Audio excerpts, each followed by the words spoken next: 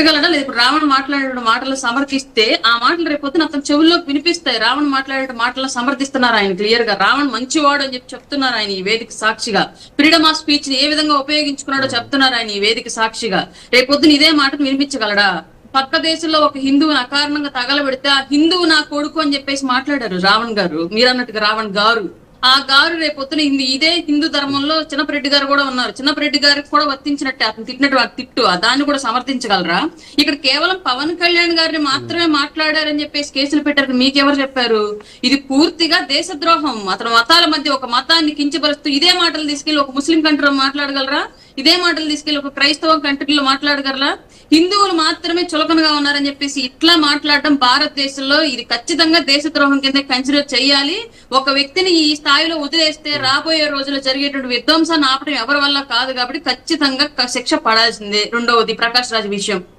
నాకు తెలిసి ఏదో సామెత ఉంటుంది, తల్లి పాలు తాగి రొమ్ము గుద్దే రకం అని చెప్పేసి.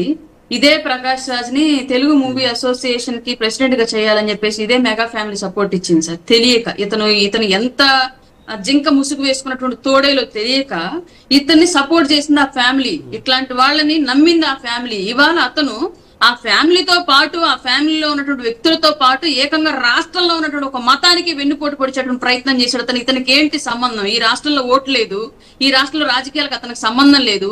అయినా సరే ఈ రాష్ట్ర రాజకీయాల్లో విధ్వంసం సృష్టించాలి అని చెప్పేసి ఈ ప్రభుత్వం మీద కుట్రపూరితమైనటువంటి పన్నాగాలు పన్ని ప్రభుత్వం మీద వ్యతిరేకత తీసుకురావాలని చెప్పేసి మతాల ముసుగులో మనుషులు కొట్టుకు చచ్చేలాగా చేయాలని చెప్పేసి ప్రయత్నం చేస్తున్నాడు. అంటే ఇతన్ని కొనింది ఎవరు?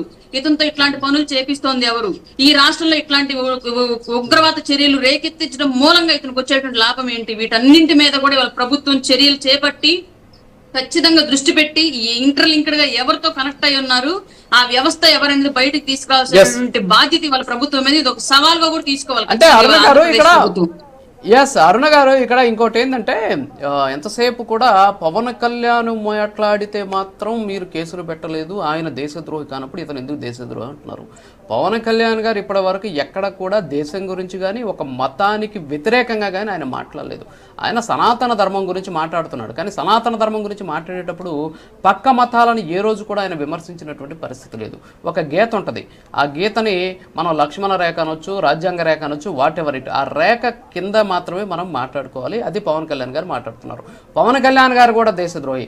ఇక్కడ రావణ మీద పెట్టినటువంటి కేసు పవన్ కళ్యాణ్ గారి మీద మాట్లాడడం వల్ల కాదు, ఆయన చేస్తున్నటువంటి వ్యతిరేక విద్వేషాలను రెచ్చగొట్టే ప్రయత్నం చేస్తున్నాడు అనేటటువంటి అంశాలు ఈరోజు దాన్ని ఏమి దాచిపెట్టే లేదు. అటా పోయి గూగుల్లో కొడితే అలా ఓపెన్ అయిపోతాయి. ప్రశ్న రావణ్ అనే హ్యాష్ ట్యాగ్తో మీరు కొడితే ఆయన నోట్లో నుంచి వచ్చేటటువంటి అమృత వాక్యాలు, ఆని ముత్యాలు, వాట్ ఎవర్ ఇట్, దానికి ఏ పేరు, సుభాషితాలు ఏ పేరు పెట్టినా సరే అన్నీ వచ్చేస్తాయి. జుగుప్సాకరమైనటువంటి భాష. యూట్యూబ్ కళ్ళు మూసుకొని ఉందో లేకపోతే మన తెలుగు బూతులు రావేమో. కాదు మేడం, మన తెలుగు బూతులు రాక పాపం ఆ యూట్యూబ్ కాదు మేడం, ఆ యూట్యూబ్ వాళ్ళకి తెలుగు బూతులు తెలియక పాపం సైలెంట్ గా ఉన్నారు. ఆ బూతులు తెలుసు కానీ ఉంటే ఎప్పుడో బ్లాక్ చేసి ఉంటారు.